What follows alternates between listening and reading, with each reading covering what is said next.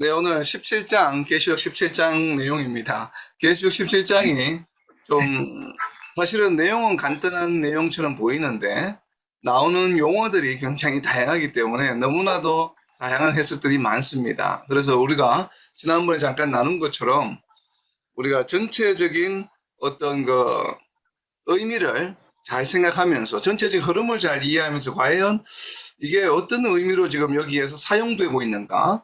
그 단어 어떤 하나의 특정한 의미보다는 전체적인 의미에서 이러한 의미로 사용되고 있겠구나라고 이렇게 이제 이해하는 노력들이 특히나 17장, 18장에서 좀 필요합니다. 사실은 그 주제는 단순한 내용인데 워낙에 지금 우리한테 생소한 지금 내용들이 좀 쉽게 접근하기가 접근하기가 쉽지 않은 내용들이 많이 전개가 되다 보니까 좀 어려워 보입니다. 자, 우선, 음료에 관한 비밀입니다. 음료에 관한 모습, 음료를 어떻게 표현하고 있는지 표현하고 있는 키워드들에 한번 표시를 해보시기 바랍니다. 17장 1절부터 5절까지입니다. 또 일곱 대접을 가진 일곱 천사 중 하나가 와서 내게 말하여 이르되 이리로 오라. 많은 무리에 앉은 큰 음녀가 받을 심판을 내게 보이리라. 땅의 임금들도 그와 더불어 음행하였고 땅에 사는 자들도 그 음행의 포도주에 취하였다 하고 곧 백성령으로 나를 데리고 광야로 가니라. 내가 보니 여자가 붉은빛 짐승을 탔는데 그 짐승의 몸에 하나님을 모독하는 이름들이 가득하고 일곱 머리와 열 뿔이 있으며 그 여자는 자주빛과 붉은빛 옷을 입고 금과 보석과 진주로 꾸미고 손에 금잔을 가졌는데 가증한 물건과 그의 음행의 더러운 것들이 가득하더라. 그의 이마에 이름이 기록되었으니 비밀이라 큰 바벨론이라 땅의 음녀들과 가증한 것들의 어미라 하였더라. 아멘. 네. 자, 우선 문어에 관한 정의가 상당히 신학자들 간의 해석에 다양합니다. 다양하기 때문에 저희들은 우선 결론을 좀 먼저 이야기하기보다 1절부터 5절까지 음료를 문자적으로 어떻게 표현하고 있는지부터 좀 정리를 먼저 하겠습니다. 그리고 난 다음에 17장 조금 뒤에 후반부에 가서 음료에 관한 정의가 도대체 무엇을 의미하는지를 한번 나누어 보겠습니다. 우선 음료가 지금 앉아 있는 위치, 어디에 앉아 있다고 되어 있습니까? 물 위에 앉아 있다고 되어 있죠. 물 위에 앉아 있고, 보면, 처음 1절에 보면, 물 위에 앉은 큰 음녀가, 그러니까 결국은 지금 17장에 나오는 이야기는 무엇에 관한 이야기인가 하면, 음녀가 받을 심판에 관한 이야기예요. 그러니까 우선 이것을 머리에 두셔야 됩니다. 17장은 무엇에 관한 이야기입니까? 음녀가 받을 심판이에요. 그래서 여기에 좀 밑줄을 쳐놓으세요. 그게 17장의 주제입니다.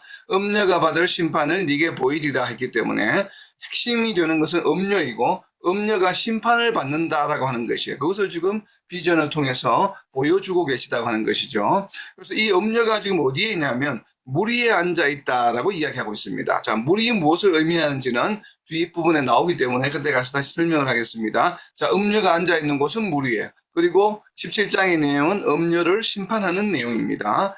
그리고 이 음녀와 더불어서 땅의 임금들, 2절에 보게 되면 땅의 임금들도 그와 더불어, 여기서 그는 음녀겠죠.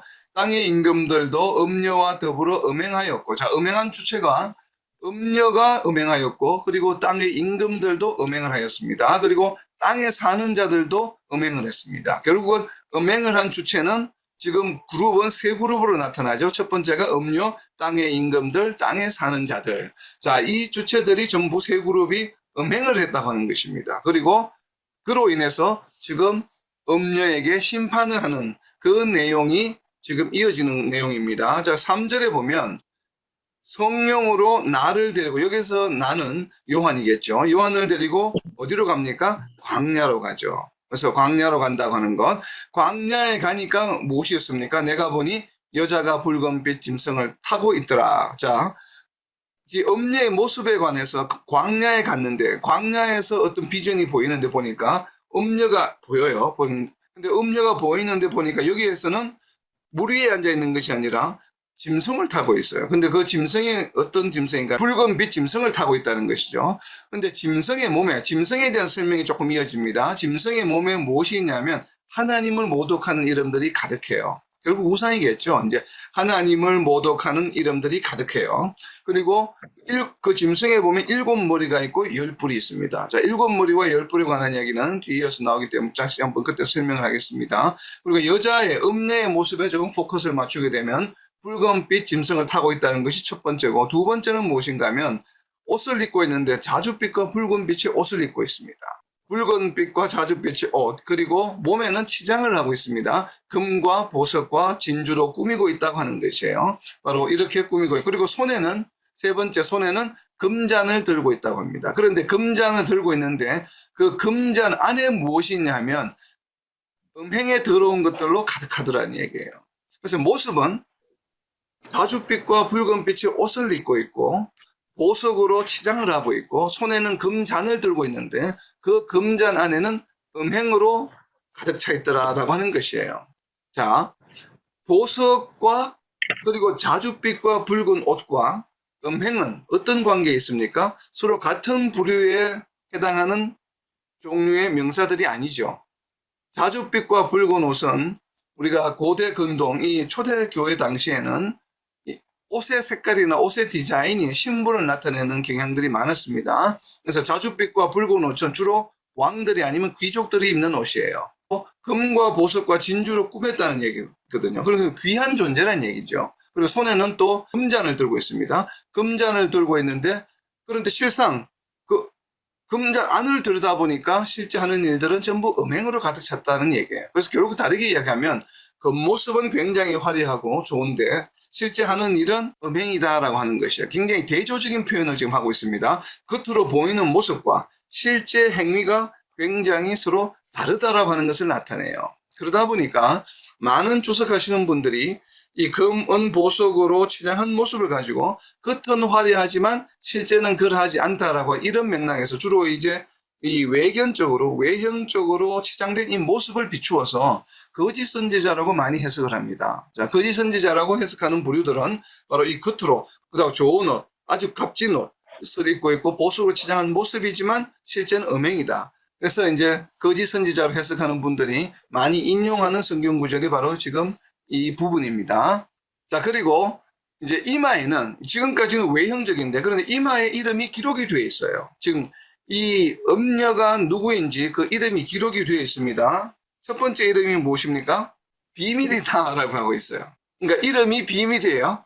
이름을 안 가르쳐 주겠다는 것이 아니라 이름 자체가 비밀이라고 하는 이름이라는. 그리고 또 다른 이름은 무엇인가 하면 큰 바벨론이에요. 그러니까 비밀 이퀄 큰 바벨론이라는 얘기입니다. 같은 이름을 본격으로 지금 여러 번 반복해서 다른 이름들을 이야기하고 있습니다. 그리고 바벨론에 이어서 또 땅의 음녀들과 가증한 것들의 의미라. 자, 이름은 이제 이마에 쓰여 있는 거 보면 크게 세 가지로 적혀 있습니다. 첫 번째는 비밀, 두 번째는 큰 바벨론, 그리고 가증한 것들의 의미라고 하는 것이에요. 즉 땅의 음녀들과 가증한 것들의 의미다. 이렇게 이제 세 이름으로 비춰진다라고 하는 것입니다.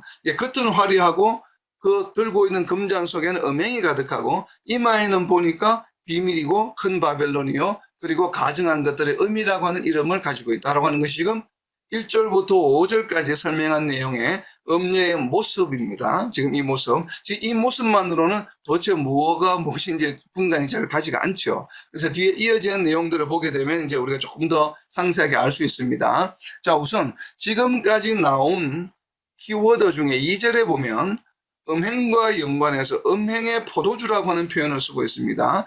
우리가 포도주 하면 지난 시간에도 나왔죠. 16장에도 보면 16장 19절에 보면 포도주에 관한 연관된 이야기가 나왔습니다. 계시록 16장 19절입니다. 큰 성이 세 갈래로 갈라지고 만국의 성들도 무너지니 큰 성 바벨론이 하나님 앞에 기억하신 바 되어 그의 맹렬한 진노의 포도주잔을 받으며 하나님의 맹렬한 진노의 포도주잔 할 때 포도주가 언급이 되었습니다. 그리고 좀 앞으로 넘기셔서 계시록 14장에 보면 14장 8절과 10절에 진노의 포도주가 무엇인지 설명이 되어 있습니다. 계시록 14장 8절입니다. 또 다른 천사하고 둘째가 그 뒤를 따라 말하되 무너졌도다 무너졌도다 큰 성 바벨론이여. 지금 무너졌도다 14장에서 말한 큰 성 바벨론이 구체적으로 어떻게 무너지고 있는지를 지금 17장에서 설명하고 있는 것입니다. 왜 그렇습니까? 음녀에 관한 징벌의 내용이라고 그랬죠. 17장 1절에 보면. 그런데 그 음녀의 이름이 무엇이라고 이야기했습니까? 큰 바벨론이라고 이름을 했지 않습니까? 그렇기 때문에 지금 17장의 내용은 14장에서 이야기하고 있는 무너졌도다 무너졌도다는 큰 성 바벨론이야. 바로 이 무너지는 내용이 17장에 지금 상세하게 기록되어 있는 것입니다. 그러니까 14장과 서로 연관이 있죠. 17장의 내용이.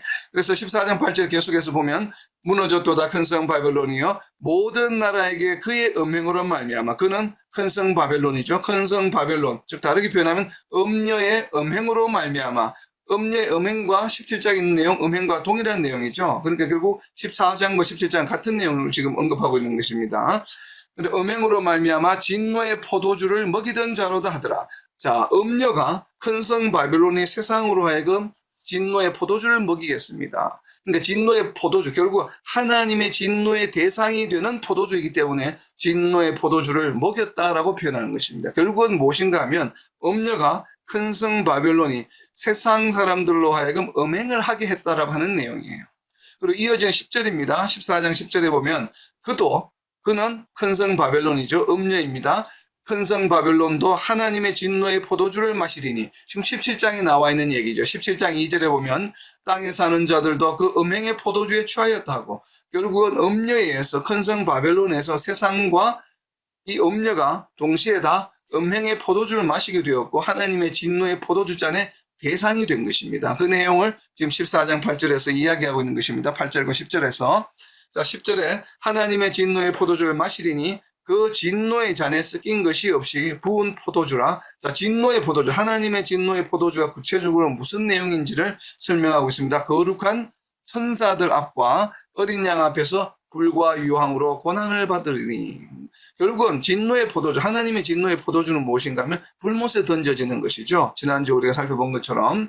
그래서 여기 다시 17장으로 돌아오게 되면 자들도 그 음행의 포도주에 취하였다고 하는 것은 하나님의 진노의 포도주의 심판의 대상이 되는 행위를 지금 하고 있다라고 하는 것입니다. 결국은 그 결과는 어떻게 될까요? 14장 10절에 있는 말씀처럼 결국은 불과 유황으로 고난을 받는 대상이 된다라고 하는 얘기죠.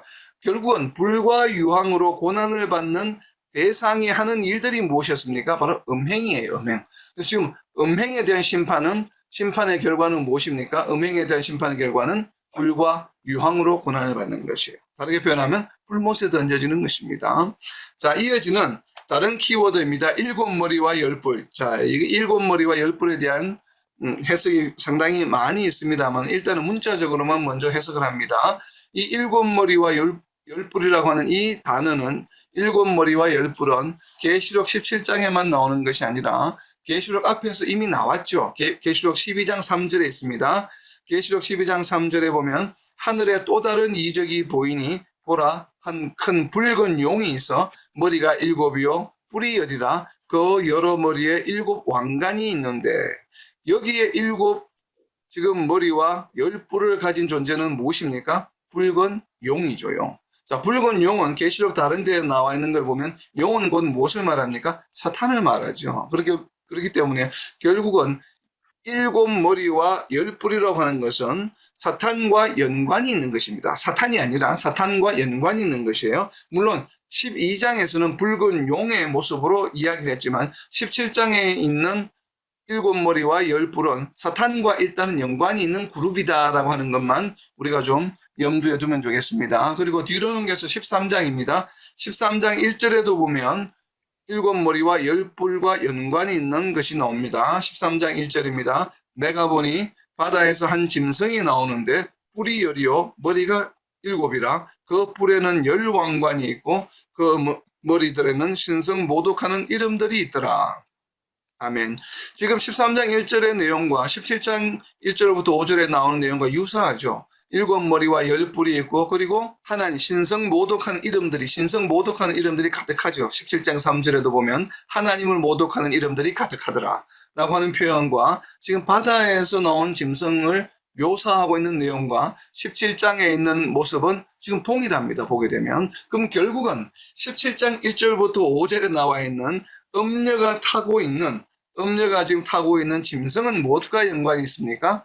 바다로부터 나온 짐승과 연관이 있는 것이죠. 그리고 또 이것을 한 발 좀 더 나아가게 되면, 한 단계 더 나아가게 되면 사탄과 연관이 있는 것이죠. 그럴 수밖에 없죠. 바다로부터 나온 짐승은 결국은 사탄의 조정을 받는 존재이기 때문에 그렇습니다. 바로 이와 같이 지금 음녀가 타고 있는, 음녀와 연관이 있는 짐승은 아마도 바다로부터 나온 짐승 혹은 사탄과 연관이 있는 존재로 보여집니다. 자, 그리고 우리가 또 좀 관심을 가져야 될 키워드가 보면 요한이 어디로 갑니까? 3절에 보면 성령으로 나를 데리고, 요한을 데리고 어디로 갔습니까? 광야로 갔죠. 우리가 광야로 갔다고 하는 것을 또 포인트를 놓치면 안 됩니다. 자, 광야를 하면 떠오르는, 광야에 이미 가 있는 존재가 있죠.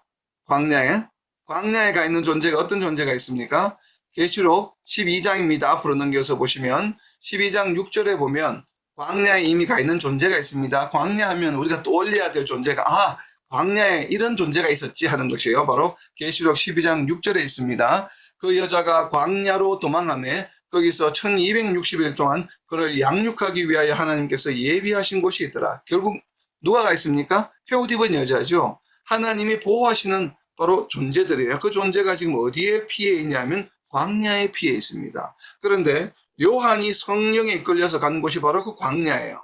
근데 그 광야에 가서 보니까 헤옷 입은 여자 이후에 어떤 존재가 있냐면 음녀가 거기에 있는 것이에요. 짐승을 타고 있는 음녀의 모습이 지금 광야에 보여지는 것입니다. 이걸 다르게 표현하면 지금 광야에 있는 그룹은 무엇이 있습니까? 하나님의 보호함을 받는 헤옷 입은 여자, 그리고 지금 붉은 짐승을 타고 있는 음녀가 지금 광야에 같이 있는 것이죠. 이게 지금 제가 이제 결론부터 말씀드리면 오늘 세상의 모습입니다. 자, 음녀라고 하는 것은 나중에 우리가 이제 뒤에서 다시 해석을 하겠습니다만, 다양하게 해석을 합니다. 워낙 다양하게 해석을 많이 하기 때문에 어떤 분들은 타락한 교회다라고 해석하시는 분이 있고, 또 캐톨릭이다라고 해석하시는 분이 있고, 그리고 정치적, 경제적, 종교적으로 굉장히 영향력을 발휘하는 큰 나라다. 그러니까 과거에 로마 제국처럼 앞으로 아마 지금 어떻게 보면 한 예를 들고 있는 것이, 많이 예를 들고 있는 그룹이 바로 EU입니다. EU처럼 하여튼 국가들이 이렇게 아마 큰 하나의 무리가 하나가 되어서 큰 힘을, 영향력을 전 세계에 미치는 큰 제국이다. 그러한 어떤 연합이다. 정치적, 종교적, 그리고 경제적 공동체를 말한다라고 해석하는 그런 부류들도 있습니다.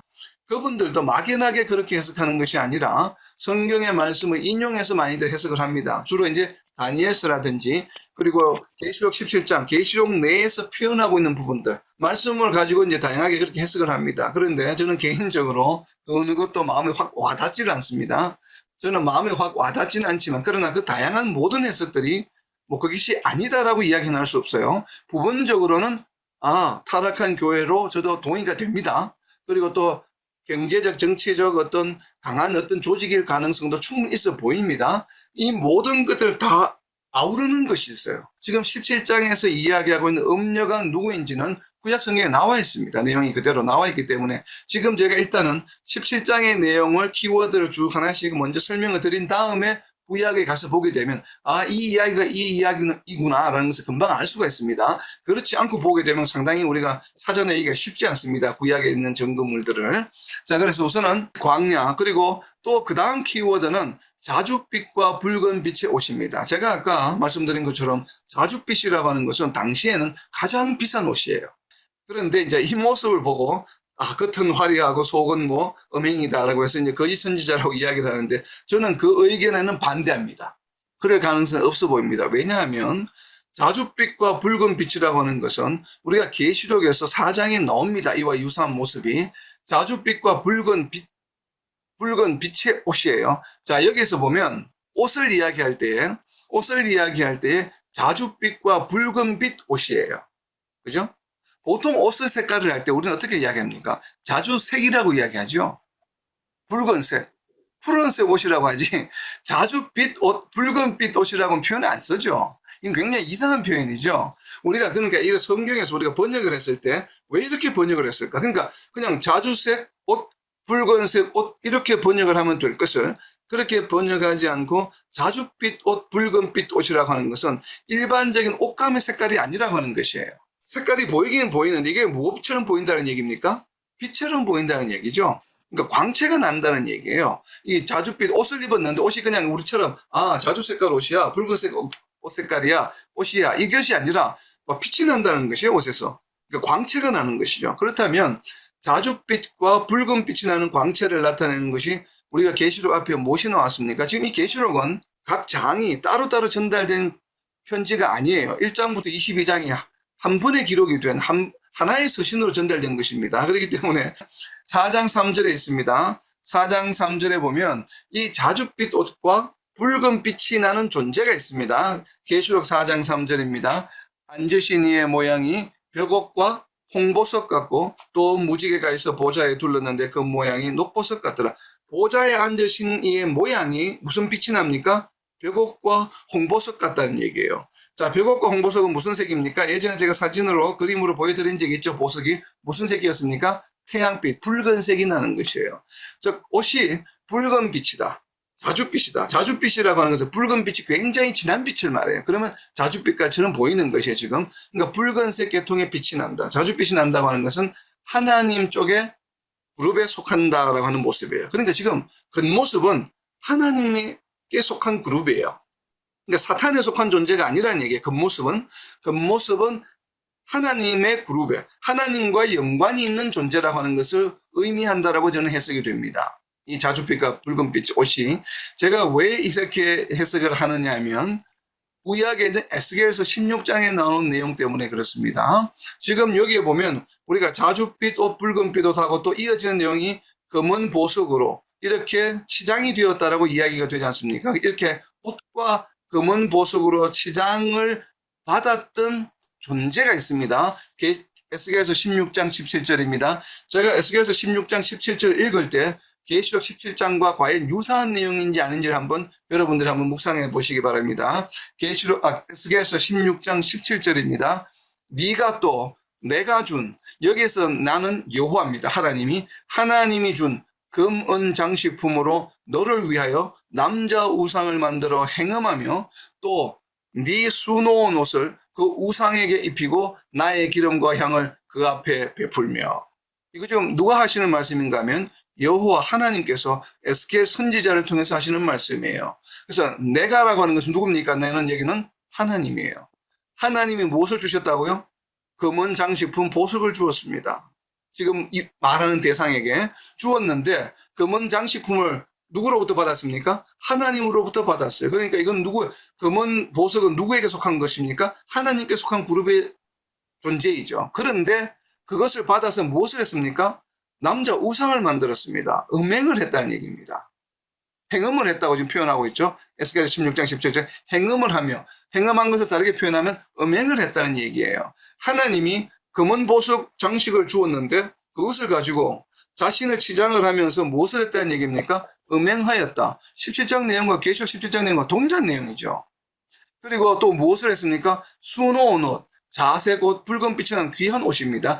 내가 네 수놓은 옷을 그 우상에게 입히고, 자, 우상에게 옷을, 하나님이 준 옷을 입혔어요.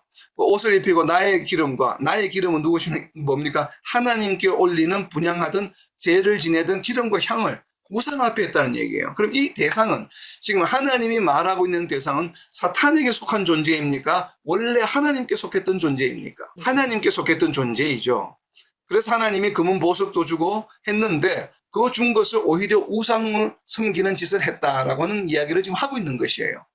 그죠? 이 말하는 대상은 하나님께 속했던 존재입니다. 이 존재가 계시록 17장에 나오는 음녀다라고 저는 생각을 합니다. 에스겔서 16장에서 이야기하고 있는 하나님이 지금 말씀하고 계신 그 대상이 동일한 존재로 저는 보여집니다. 왜냐하면 에스겔서가 예언서이기 때문에 이 에스겔서 16장 17절, 16장 전체에 걸쳐서 예언하고 있는 내용이 지금 계시록 17장에서 성취되고 이루어지고 있는 내용이에요.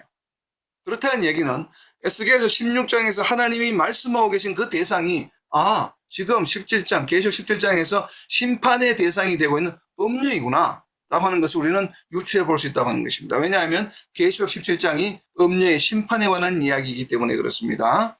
자, 그리고 이 정도로만 해주고 왜 그런지를 에스겔서에 관한 내용이 뒤에도 계속 이어져서 나오기 때문에 좀 더 본 다음에 결론을 제가 말씀을 드리도록 하겠습니다. 우선 먼저 비밀이라고 하는 것. 자, 이마에 이름이 쓰여 있는데 첫 번째 이름이 비밀이었습니다.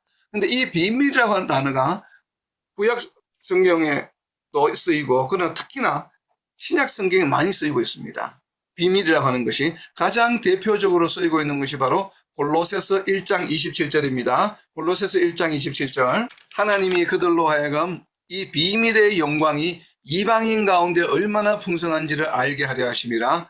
이 비밀은, 자, 비밀이 무엇인지 설명합니다. 이 비밀은 너희 안에 계신 그리스도시니 곧 영광의 소망이니라. 자, 비밀은 무엇입니까? 비밀 이퀄 그리스도. 그리고 디모데전서 3장 16절입니다. 디모데전서 3장 16절에도 크도다 경건의 비밀이여. 자, 비밀을 경건의 비밀이여라고 표현하고 있습니다. 결국은 복음의 비밀이에요. 그리스도예요. 그리고 에베소서 5장 32절에 보면 무엇이라고 되어 있냐면 에베소서 5장 32절입니다. 이 비밀이 크도다 나는 그리스도와 교회에 대하여 말하노라. 비밀은 무엇입니까? 그리스도와 교회예요.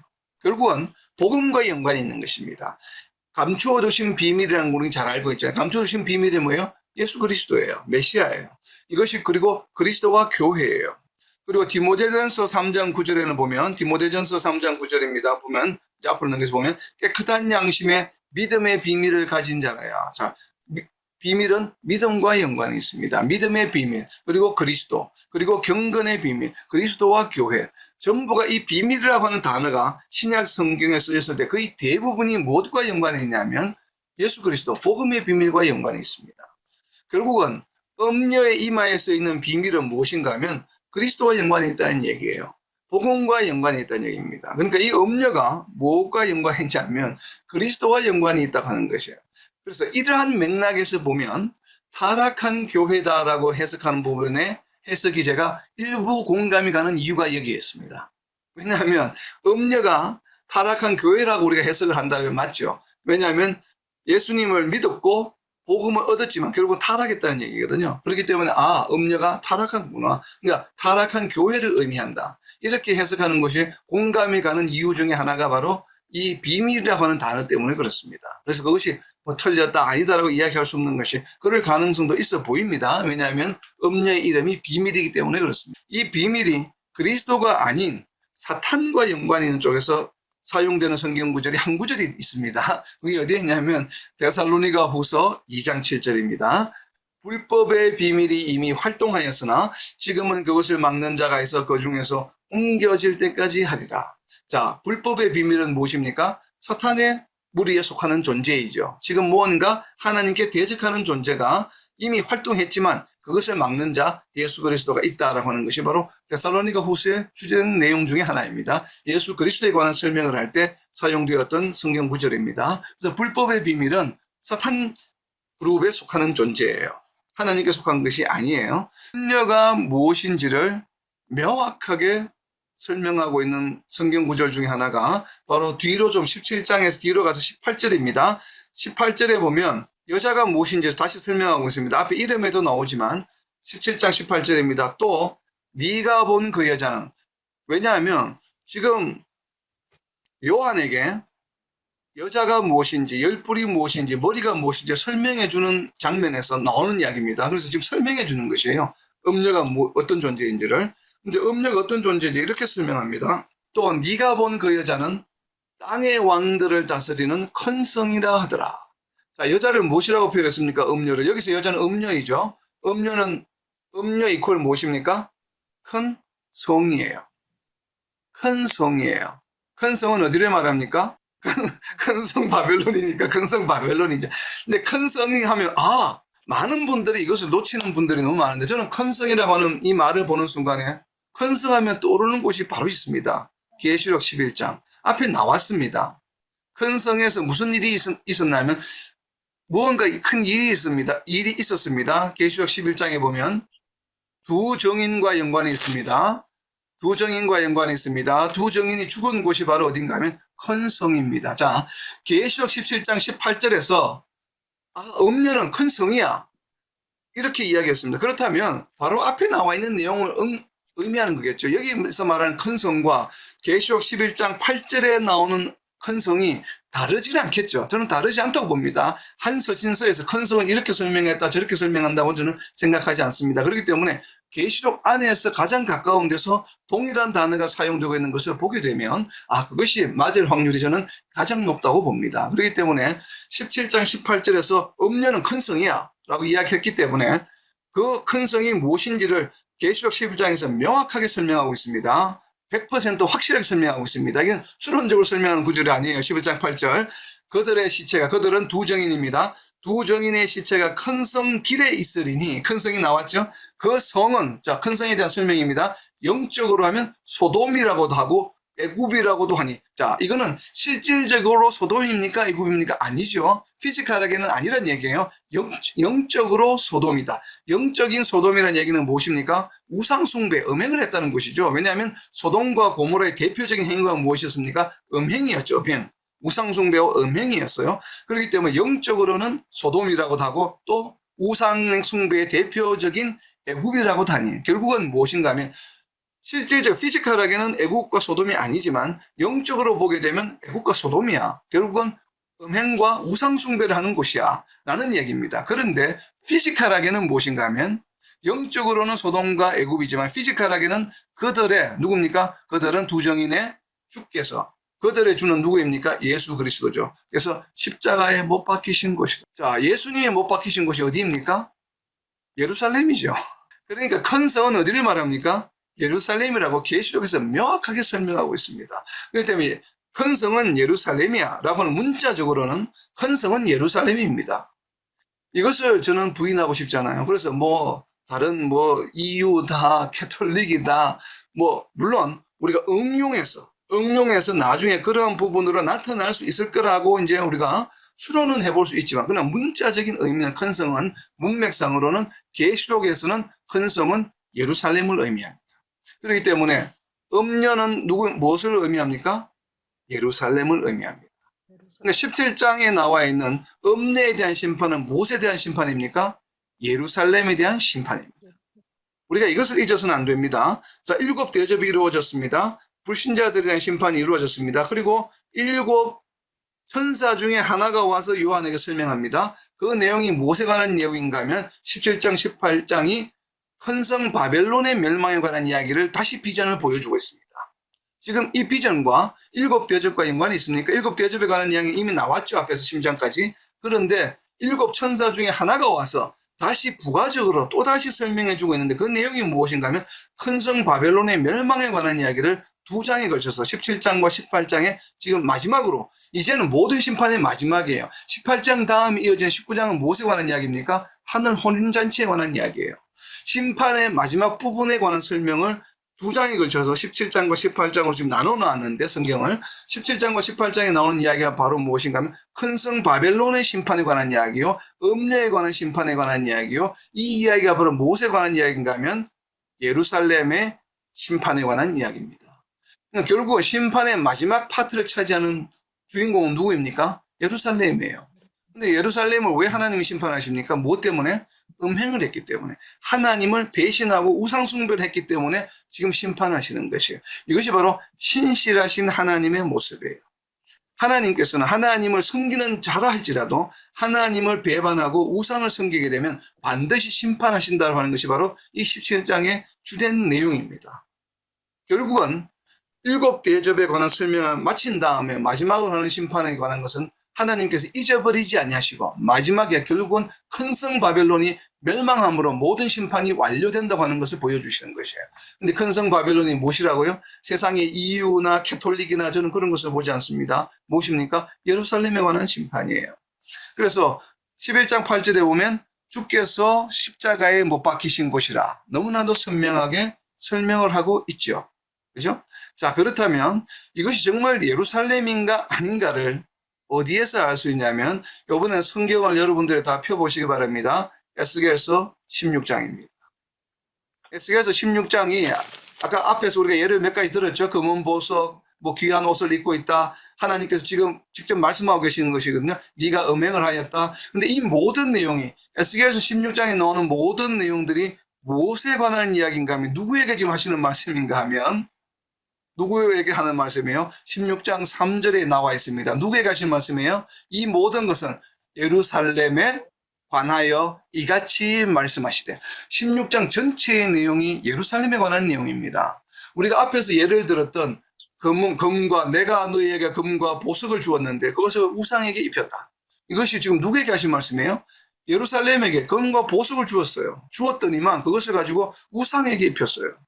그렇게 했죠. 실제적으로 남북 이스라엘이 그렇게 우상 숭배를 했습니다. 지금 하나님께서는 비록 선택하신 하나님의 백성이지만 우상 숭배를 한 이 백성을 결국 마지막 때에 심판하시겠다는 얘기입니다. 이것을 다르게 비추어 보면 오늘날 우리에게 적용하게 되면 어떻게 될까요?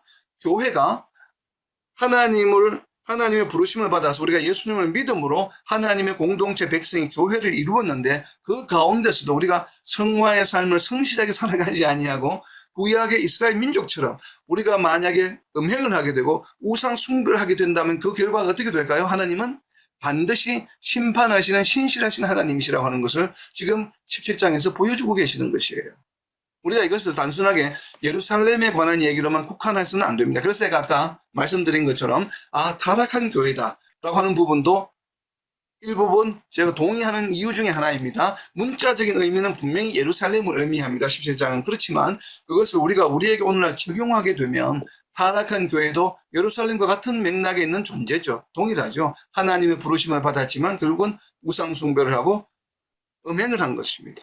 자, 여기에서 말하는 우상 숭배와 음행에 관한 정의를 우리는 잘 알아야 합니다. 우리가 신약 성경과 복음서에도 보면 우상 숭배와 음행이 무엇인지를 많이 설명하고 있습니다. 하나님보다 우선하는 것은 모두가 다 우상이라고 선언하고 있습니다. 우리 신약 성경에. 그렇기 때문에 우리가 꼭 무슨 이런 조각을 만들어 놓고 그 앞에 가서 절하는 것만 우상 숭배가 아니에요. 점 보러 다니는 것 이런 것만 우상 숭배가 아니에요. 무엇이 우상이라고요? 하나님보다 우선하는 것은 전부가 우상이에요. 그렇다면 우상은 물질이 될 수도 있고 명예가 될 수도 있고 자녀가 될 수도 있고 혹은 부모가 될 수도 있습니다. 내 사랑하는 사람이 우상이 될 수도 있다고 하는 것이에요. 이것이 지금 하나님을 사랑하라 그리고 예수님을 사랑하라 하는 것이 신약 성경의 핵심이요. 그래서 믿음을 잃지 말고 어떠한 상황에서도 믿음을 굳건하게 지키라라고 하는 것이 바로 계시록의 주된 메시지예요. 그 메시지가 지금 17장에서 결론적으로 하고 있는 이야기입니다. 성도들아, 너희가 만약에 예루살렘처럼 과거의 이스라엘처럼 내가 비록 선택했지만 너희가 하나님을 제대로 섬기지 아니하고 예수님을 제대로 믿지 아니하고 세상 풍조를 따라 살아가면서 음행을 하게 된다면 너희들도 결국은 심판의 대상이 될 수도 있다라고 저는 그렇게 해석하고 싶습니다. 이 17장의 내용이. 왜냐하면 예루살렘에 대한 심판이기 때문에 그렇습니다. 왜 그런지를 이어지는 내용들이 설명을 하고 있습니다. 자, 이어지는 이제 6절부터 나오는 이야기는 지금까지는 음녀에 관한 이야기였습니다. 자, 여러 가지 비밀들을 설명하고 있는데 이어지는 6절부터 8절까지의 내용은 무엇에 관한 또 비밀인가 하면 설명을 하고 있냐면 짐승에 관한 이야기입니다. 이 짐승에 관한 이야기를 지금 짐승이 어떤 존재인지를 설명하고 있는 내용이 6절부터 8절까지입니다. 제가 읽겠습니다. 한번 짐승이 어떤 존재인지 한번 표시를 해보시기 바랍니다. 6절입니다. 또 내가 보매 이 여자가 성도들의 피와 예수의 증언들의 피에 취한지라. 자, 세상 사람들이 성도들과 예수의 증인들의 피에 취하지는 않았죠. 초대교회 당시.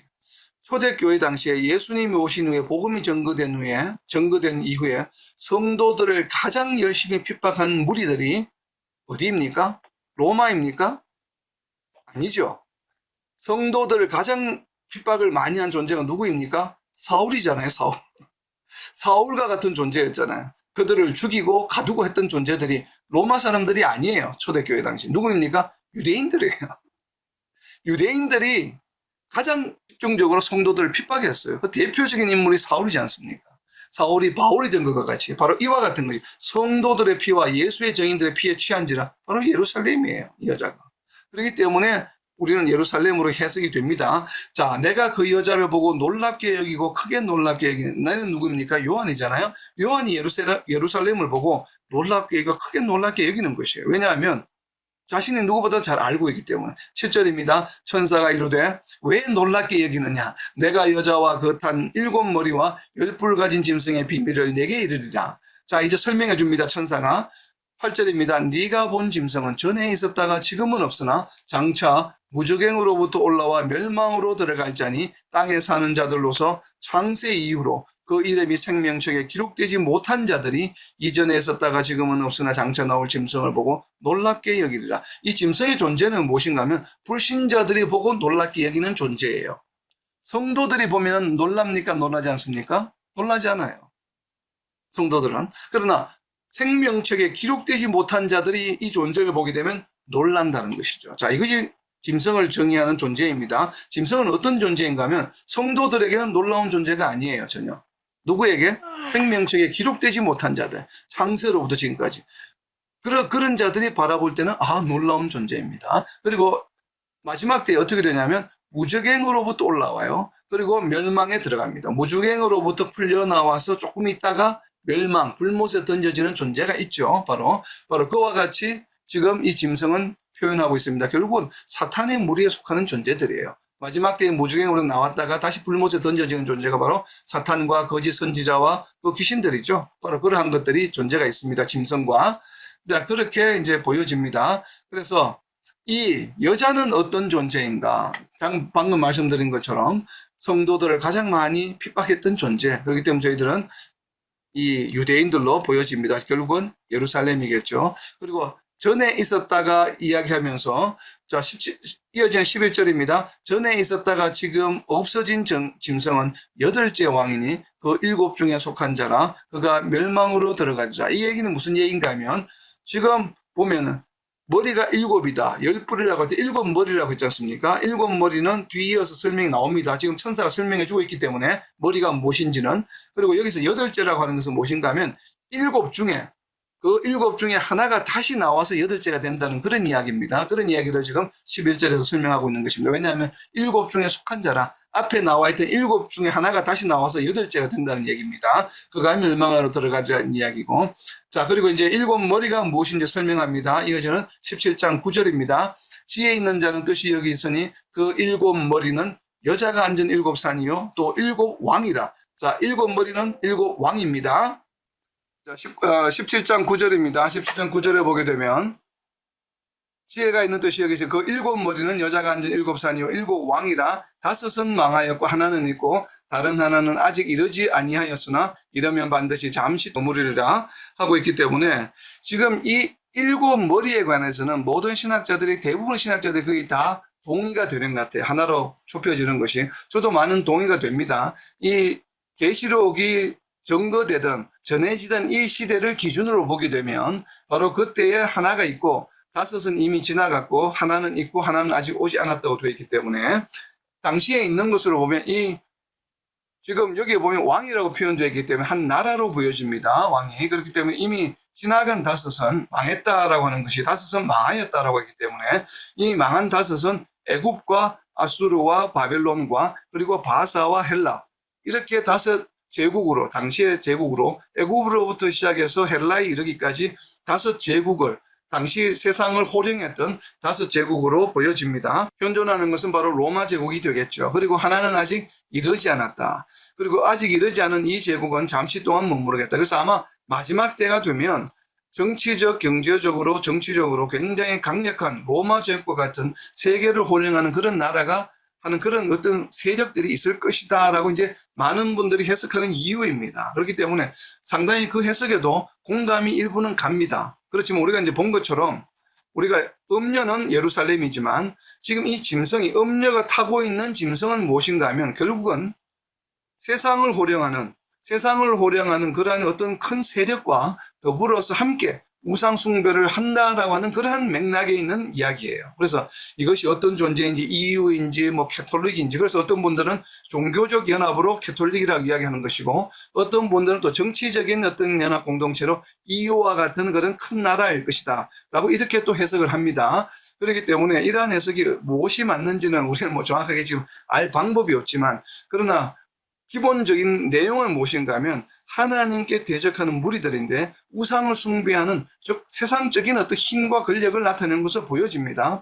지금 이 7머리라고 하는 것은. 그리고 10뿔은 무엇인가 하면 그래서 어떤 분들은 이렇게 해석을 합니다. 7머리 중에 마지막에 나오는 7번째 그 머리에 속해 있는 그 한 머리가 한 나라인데 그 한 나라가 10개의 나라로 이렇게 구성이 되어 있다는 것이에요. 그래서 이제 이것이 지금 어떻게 보면 EU와 구성이 비슷하다고 하는 것이에요. EU의 안에 보게 되면 EU는 하나의 공동체지만 그 안에는 여러 나라가 있죠. 그래서 이제 마지막 때에는 그러한 어떤 큰 세력이 있는데 이 세력이 아마 10개의 나라로 나누어졌을 것이다 라고 해석하는 것이 상당히 많은 분들이 그렇게 해석을 하고 있습니다. 물론 이제 그럴 가능성이 있겠죠. 얼마든지 우리가 그걸 뭐 부정할 방법은 없습니다. 뭐 지금 상당히 그런 것처럼 보여지기 때문에 이 문맥상 이야기는. 그러나 중요한 것은 무엇인가 하면 열왕이 무엇이든 열불이 무엇이든 이것이 중요한 것이 아니라 결국은 무엇인가 하면 하나님을 대적하는 존재들이에요. 결국은 세상 풍조, 세상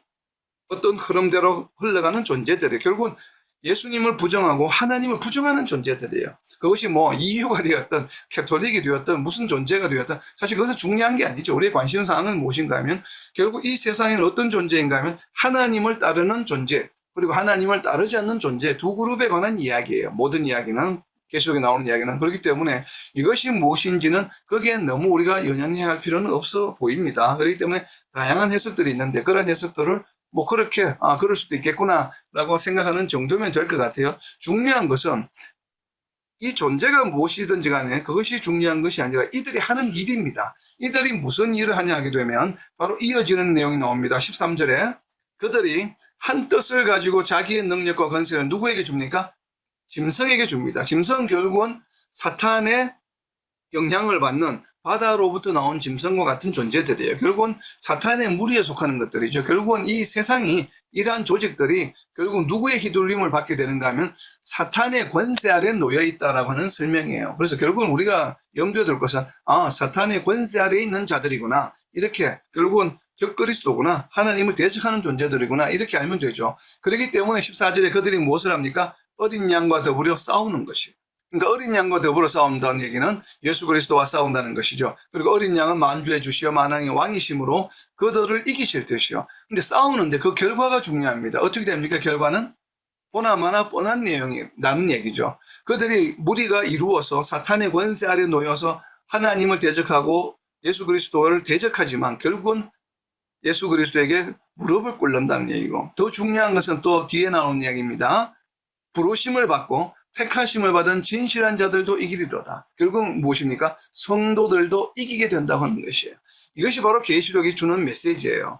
성도들아, 너희가 지금 굉장히 로마로부터 핍박을 받고 있지만 그러한 자들이 나중에 또 그러한 무리들이 나올지 몰라. 로마와 같은 제국들이 너희를 핍박하는 자들이 예수님을 그리스도를 대적하는 자들이 하나님을 대적하는 자들이 또 나오게 되는데 마지막 때에. 그러나 너희가 지금 이긴 것처럼 결국은 그들이 성도들을 이기지 못해. 너희들이 믿음으로 이길 거야 라고 하는 이야기를 지금 17장 12절부터 14절까지 하고 있는 내용입니다. 그래서 열왕이 무엇이든 열불이 무엇이든 간에 상관없이 이들은 어떤 존재입니까? 성도들을 이길 수 있는 존재입니까? 성도들에게 피하는 존재입니까? 성도들에게 피하는 존재라고 하는 것이에요.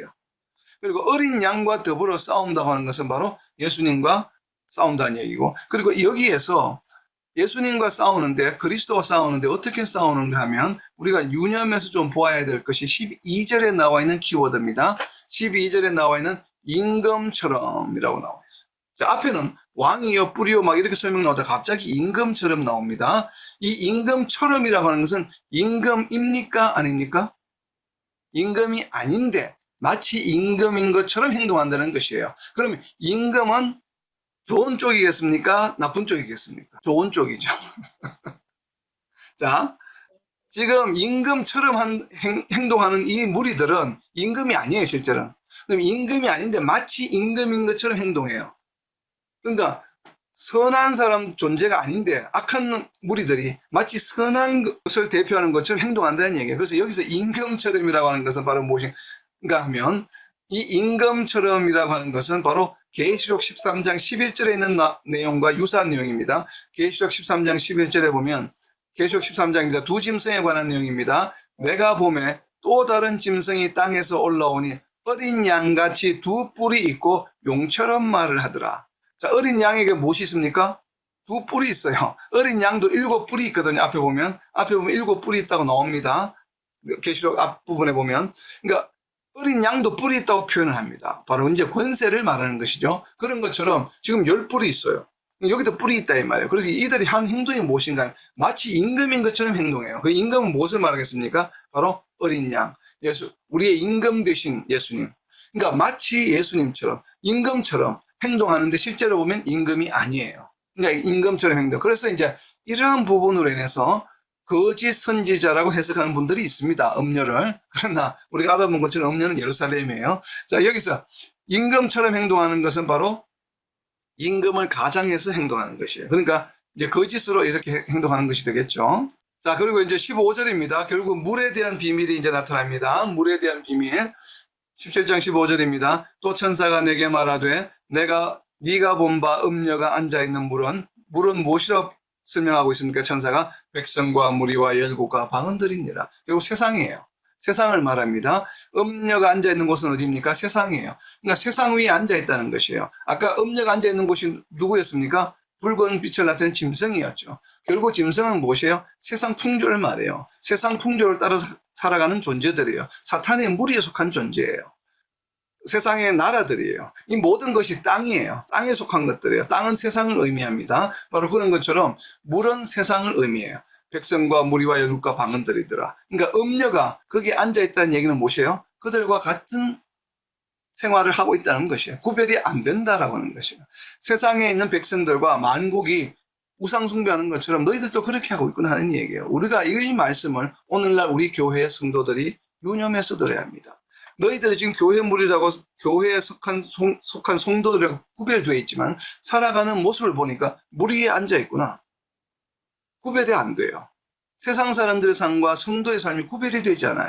지금 이 모습을 그대로 표현하고 있는 것입니다. 음녀가 무리에 앉아있다고 하는 것은 무리에 앉아있다고 하는 거기에 동화되었다는 얘기예요. 짐승 위에 앉아있다는 얘기는 짐승과 같은 생활을 하고 있다는 얘기예요. 짐승이 움직이는 대로 음녀가 어디로 갑니까? 거기 움직이는데 그 등에 올라타고 있다는 얘기는 짐승과 동일한 삶을, 짐승과 동일한 행위를 하고 있다는 얘기예요.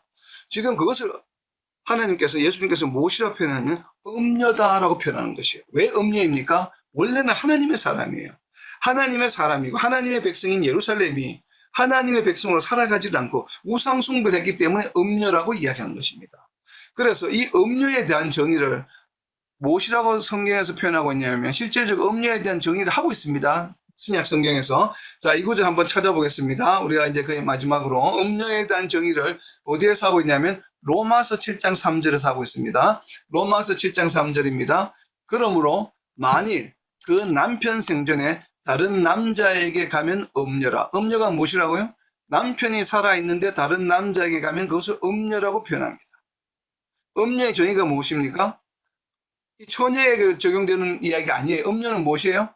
결혼한 사람이에요. 남편이 있는 자예요. 남편이 살아있는데 다른 남자에 가면 그것을 음녀라고 표현합니다.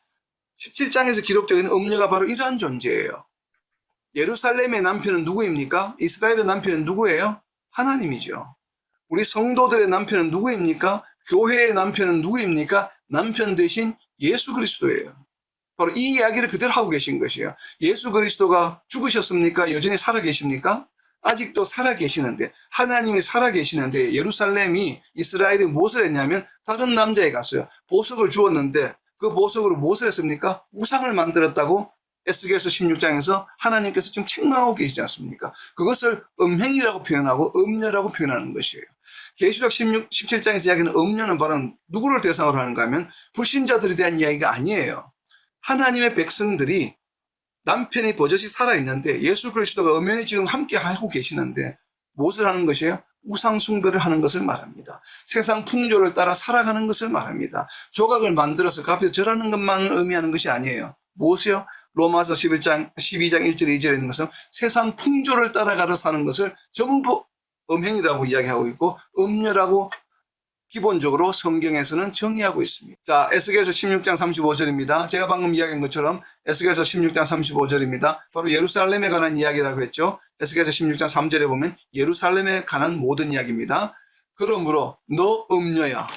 음녀를 누구를 음녀라고 부릅니까? 지금 에스겔서 16장 35절에서 예루살렘이에요. 너는 예루살렘이거든요. 그러므로 예루살렘 음녀야 여호와의 말씀을 들을지어다. 지금 예루살렘에 대해서 음녀라고 표현하고 있는 것입니다. 보게 되면 바로 이와 같이, 자, 이와 같이 이제 음녀에 대한 이야기는 바로 예루살렘, 오늘날 우리에게 적용하게 되면 바로 세상 풍조대로 살아가는 바로 성도들이 바로 이 음녀가 될 수 있다는 것입니다. 그리고 열불과 짐승의 역할 마지막입니다. 16절과 17절에 나와 있습니다. 어떤 역할을 하고 있는지 한번 표시를 해보시기 바랍니다. 이것만 읽고 이제 마치도록 하겠습니다. 마지막 짐승의 역할입니다. 네가 본 바 이 열불과 짐승은, 자, 열불과 짐승, 열왕, 열불 막 설명을 했는데 이 열불과 짐승이 하는 일이 무엇입니까? 음녀를 미워하여 망하게 하고 벌거벗게 하고 그의 살을 먹고 불로 아주 사르리라. 그런 이야기예요. 자, 음녀의 역할이 무엇입니까? 열불과 짐승과 음녀는 무엇이에요? 서로 대적 관계예요. 같은 무리가 아니에요. 그죠? 그래서 열불과 짐승이 무엇을 합니까? 음녀를 망하게 해요. 음녀를 미워해요. 그렇기 때문에 원래는 이 음녀가 이 열불과 짐승처럼 사탄의 그룹에 속한 존재가 아니라는 얘기죠. 왜냐하면 대적하는 존재이기 때문에 저는 예루살렘이 맞다라고 해석이 됩니다. 자, 이렇게 되는 이유를 17절에서 설명하고 있습니다. 이는 하나님이 자기 뜻대로 할 마음을 그들에게 주사 한 뜻을 이루게 하시고 그들의 나라를 그 짐승에게 주게 하시되 하나님의 뭐예요? 말씀이 응하기까지 하십니다. 자, 말씀이 응할 때까지 서로 싸우게 됩니다. 음녀가 같은 음행을 하지만 서로 대적 관계에 있게 됩니다. 그렇기 때문에 예루살렘이라고 보고 우리는 하나님의 백성들이라고 봅니다. 타락한 백성이라고 볼 수 있죠. 근데 하나님의 말씀이 응하기까지인데 이 하나님의 말씀이 뭐 어디에 있냐면 마지막으로 찾아봅니다. 에스겔서 16장 43절의 말씀이 이루어지기까지예요.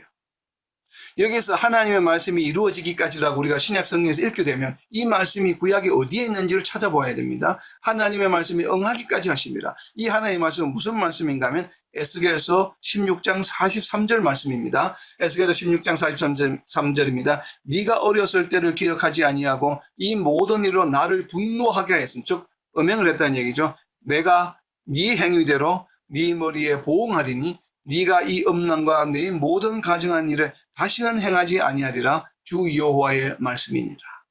아멘. 자, 여기에 가증한 일을 다시 행하지 아니하리라 이야기했습니다. 왜? 언제입니까? 보응한 이후에 이렇게 된다는 얘기예요. 즉 심판한 이후에 다시는 행하지 아니하게 됩니다. 이때가 언제입니까? 마지막 때예요. 마지막 때 영원한 천국이 되게 되면 음행이 더 이상 존재하지 않죠. 바로 그때가 언제인가 하면 마지막 심판이 일어난 이후이거든요. 그러면 이 머리에 보응하는 이 시기는 언제입니까? 바로 마지막 때예요. 바로 이 일 이후에는 다시는 이러한 일이 일어나지 않아요. 영원한 천국, 영원한 천년왕국과 영원한 천국이 도래합니다. 그 마지막 때에 예루살렘을 보응하겠다고 하는 것이에요. 예루살렘을 보응한다는 얘기는 다르게 표현하면 무엇입니까? 우상 숭배한 하나님의 백성들을 반드시 마지막에 심판하시겠다고 하시는 것이에요. 이것이 계시록 17장 10절에 하나님의 말씀이 응하기까지 하리라. 이렇게 대적 관계에 있게 된다는 이야기입니다. 결국 17장의 이야기는 무엇인가 하면 불신자들에 관한 이야기가 아니에요. 하나님의 백성들에게, 예루살렘에게 하나님을 배반하고 세상 풍조를 따라 살아가며 하나님을 배반하고 우상 숭배하는 자들은 반드시 심판한다라고 하는 이야기입니다. 자, 이 말씀을 토대로 해서 제가 17장의 제목을 이렇게 붙였습니다. 하나님은 행위대로 반드시 보응하시는 하나님이심을 기억하라. 행위대로 반드시 보응하시는 하나님이심을 기억하라라고 하는 것이에요. 그러니까 정말 우리가 성도로서 부르심을 받고 구원을 얻은 존재이긴 하지만 우리가 하나님의 말씀대로 정말 우리가 성화의 삶을 잘 살아감으로 끝까지 우리의 구원을 완성해 나가는 그러한 성도의 삶을 살아가는 저와 여러분 그리고 이 땅의 모든 하나님의 백성들이 되시기를 예수님의 이름으로 선포합니다.